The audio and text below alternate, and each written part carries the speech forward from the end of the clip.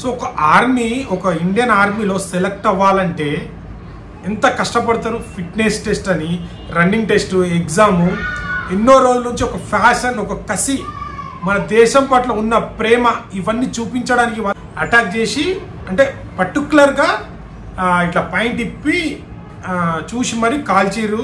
వెళ్ళి మీ నరేంద్ర మోడీ గారు చెప్పండి అని చెప్పి వాళ్ళు చెప్పారు.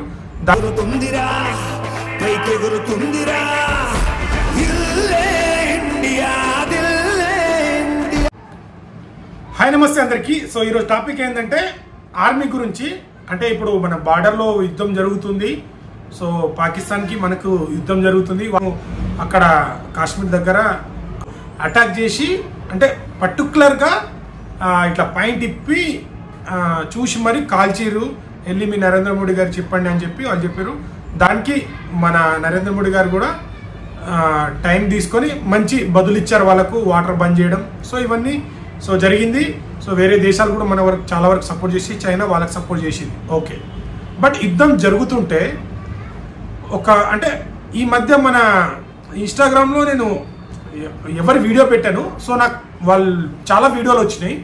సో ఆ వీడియోలో బట్టి నేను చెప్పాలనుకున్నా. సో నా తప్పైతే నన్ను కూడా మీరు క్వశ్చన్ చేయండి. అన్న నువ్వు చెప్పింది తప్పన్నా, వాళ్ళు చెప్పింది కరెక్టో కాదో మీరు కూడా చెప్పండి. సార్, ఆ కొడుకులను చంపడానికి మన ఇండియన్ ఆర్మీ ఎందుకు? మమ్మల్ని పంపించండి సార్, మేము యువత అందరం ఉన్నాము, మాకు గన్నులు ఇవ్వండి, మేము చంపేస్తామంటారు. అంటే మీ ఇన్స్టాగ్రామ్ వ్యూస్ కోసం, అంటే మీ కొంతమంది మాట్లాడచ్చు.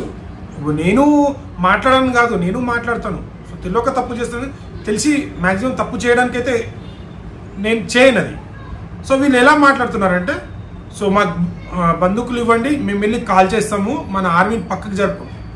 సో ఒక ఆర్మీ, ఒక ఇండియన్ ఆర్మీలో సెలెక్ట్ అవ్వాలంటే ఎంత కష్టపడతారు. ఫిట్నెస్ టెస్ట్ అని, రన్నింగ్ టెస్ట్, ఎగ్జాము, ఎన్నో రోజుల నుంచి ఒక ఫ్యాషన్, ఒక కసి, మన దేశం పట్ల ఉన్న ప్రేమ, ఇవన్నీ చూపించడానికి వాళ్ళు ఎంతో ఇక్కడ అందరితో ఫ్యామిలీతో ఉండాలనే ప్రేమను కూడా వదులుకొని మన దేశం కోసం మనం ఏదో ఒకటి చేయాలరా అని చెప్పి చిన్నప్పటి నుంచి ఒక గోల్ పెట్టుకొని, వాళ్ళు చిన్నప్పటి నుంచి ఒక గోల్ ఆర్మీలోకి వెళ్ళాలని మంచి ఎగ్జామ్ రాసి, ఫిట్నెస్లో రన్నింగ్ చేసి, అథ్లెటిక్స్ అన్నిట్లో పాల్గొని, వాళ్ళు పెట్టే పరీక్షలు అన్నీ పాల్గొని అక్కడికి వెళ్ళి పెళ్లి చేసుకున్న పిల్లల్ని, ఫ్యామిలీని వదిలేసి అక్కడికి వెళ్ళి మనం ఇక్కడ సురక్షితంగా ఉండాలని వాళ్ళు ఎన్నో యుద్ధాలు చేస్తారు. అలాంటిది వాళ్ళని కించపరుస్తున్నట్ట అని నాకు అనిపించింది.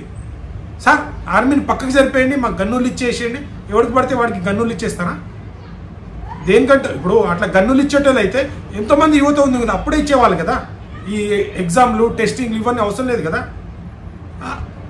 ఆలోచించండి మీరు, అది ఎంతవరకు కరెక్టో. అంటే చాలామంది చిన్నపిల్లలు మాట్లాడుతున్నారు, పెద్దోళ్ళు కూడా మాట్లాడుతున్నారు. చాలా వీడియోస్ చూసిన నేను.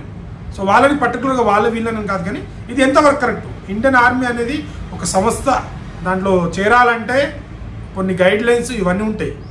ఏదో జరిగిందని చెప్పి గన్నులు ఇచ్చేస్తడం ఎంతవరకు కరెక్ట్ నాకు అనిపించింది. సో మీకేమనిపించిందో ఒకసారి కామెంట్ చేయండి. ఇది కరెక్టా కాదా అని ఒకసారి కామెంట్ చేయండి. వీడియో నచ్చితే లైక్, షేర్, సబ్స్క్రైబ్ చేయడం మాత్రం మర్చిపోకండి. Thank you.